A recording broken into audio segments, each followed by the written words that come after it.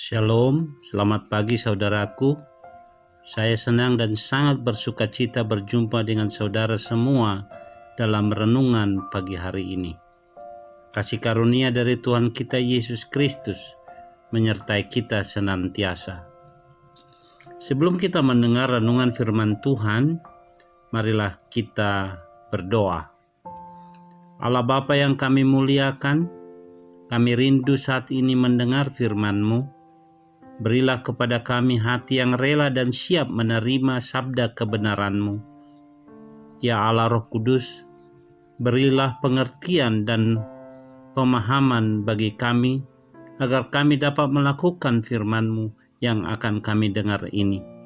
Dalam nama Tuhan kami Yesus Kristus. Amin.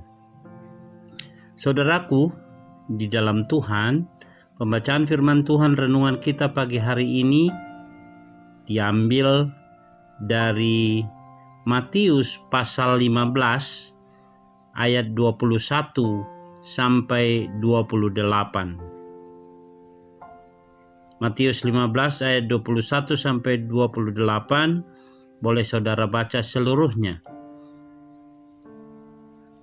Yang kita renungkan pada saat ini adalah Matius 15 ayat 28, satu ayat saja.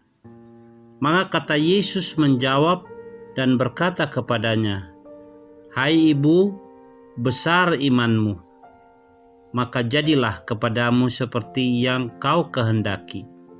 Dan seketika itu juga anaknya sembuh. Saudaraku yang dikasihi Tuhan, kalau kita membaca Matius 15 ayat 21 sampai 28,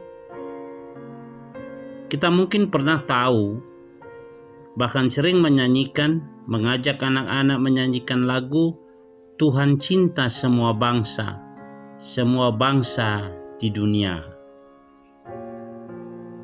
Tetapi, apakah kita sungguh-sungguh mengasihi dan merindukan keselamatan mereka yang berbeda suku dengan kita? Seorang misionaris bernama James Hudson Taylor dilahirkan di Inggris pada tanggal 21 Mei 1832. Ia diutus oleh suatu lembaga pekabaran Injil untuk memusatkan perhatiannya kepada pekabaran Injil di Tiongkok. Ia tiba di Tiongkok pada tahun 1835 pada umur yang masih muda, yaitu 21 tahun. Ia mengadakan perjalanan mengelilingi seluruh Tiongkok bersama-sama dengan seorang pekabar Injil lainnya, yaitu William Boom, yang telah berada terlebih dahulu di Tiongkok. Banyak kesulitan dan tantangan yang dihadapi di Tiongkok, namun semuanya dihadapinya dengan tabah serta menyerahkan diri kepada Yesus Kristus. Firman Tuhan pada hari ini mengajak kita untuk meneladani Yesus, mengasihi dan peduli kepada jiwa-jiwa yang datang kepadanya, meskipun berbeda golongan atau suku bangsa. Berbeda dengan para rabi dan pemimpin Yahudi yang umumnya menolak melayani perempuan, terlebih lagi perempuan asing yang bukan bangsa Yahudi. Yesus bersedia melakukannya.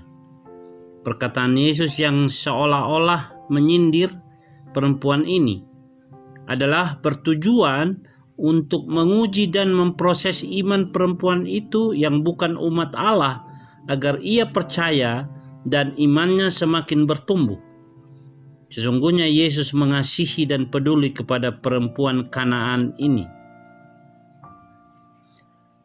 Saudaraku yang dikasihi Tuhan, pelayanan Yesus tidak hanya dibatasi pada bangsa Yahudi. Firman Tuhan berkata, Ia datang ke dunia untuk menyelamatkan semua umat manusia dari dosa, termasuk dosa saya dan saudara. Yesus mengasihi dan mati di kayu salib untuk menebus dosa kita, orang-orang non-Yahudi, sehingga mendapat keselamatan dan hidup yang kekal. Saudaraku, adakah kita memiliki kesediaan hati untuk melihat dan melayani akan orang lain? Apakah kita menjalankan misi untuk menjangkau segala suku bangsa bagi Kristus? Sikap dan pandangan eksklusif harus diruntuhkan. Janganlah kita hanya melihat gereja kita saja, sibuk hanya mengurusi di sekitar kita saja. Itu memang baik dan perlu dilakukan. Namun, mari kita juga melihat apakah misi penyelamatan dunia ini sudah kita lakukan. Kita adalah bagian besar dan misi penyelamatan dunia ini. Apakah gereja kita ada misi penginjilan? Bila tidak, mari kita pikirkan untuk melakukannya dan menindaknya. Melakukan dan bertindak. Mari kita lakukan sekarang untuk memenuhi amanat agung Kristus. Jadilah saksi-saksi Kristus. Saudaraku yang dikasihi Tuhan, marilah kita memiliki hati seperti hati Kristus. Dan kita mau memberitakan Injil kepada semua manusia yang ada di sekitar kita maupun yang jauh dari kita. Dan membawa mereka kepada kasih Kristus yang menyelamatkan. Maukah saudara? Maukah saudara ikut di dalam rombongan misi penyelamatan dunia, mengikuti amanat agung Kristus? Mari kita berdoa. Tuhan Yesus Kristus, berilah kami hati yang rela dan mau diutus oleh Tuhan, melihat jiwa-jiwa yang haus akan firman-Mu, dan mereka kami menyampaikan berita keselamatan yang hanya satu-satunya ada di dalam Kristus Yesus Tuhan kami.